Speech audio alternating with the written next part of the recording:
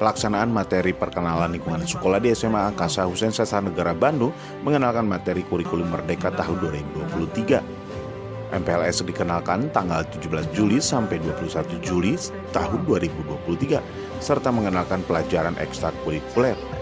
Kepala Sekolah SMA Angkasa Bandung, Glory Septiastuti, mengatakan peserta didik baru akan dikenalkan materi pembelajaran kurikulum Merdeka yang akan direalisasikan, serta siswa-siswi baru harus mengenal lingkungan sekolah di SMA Angkasa Bandung.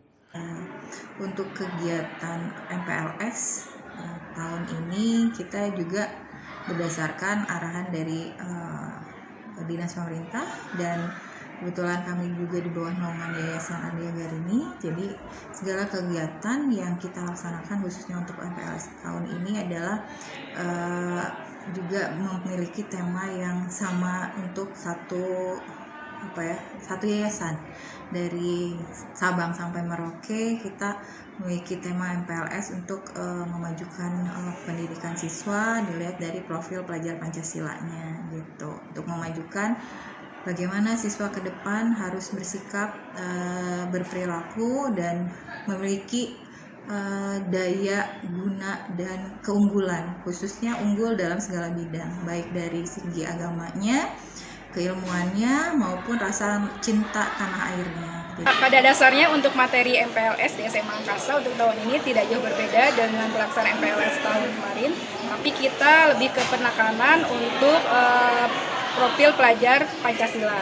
Jadi ini adalah tahun kedua SMA Angkasa menggunakan kurikulum Merdeka, yaitu kelas 10 dan 11.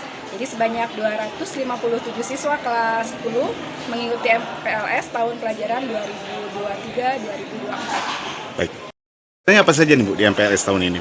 Kita mulai dengan di awal itu ada pembukaan, apel pembukaan, kemudian siswa membacakan ikrar jabar sekolah kekerasan, kemudian pengalungan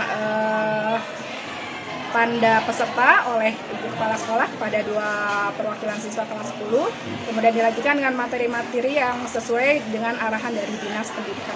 Didi Hadian mengabarkan Hades TV, Kota Bandung, Jawa Barat.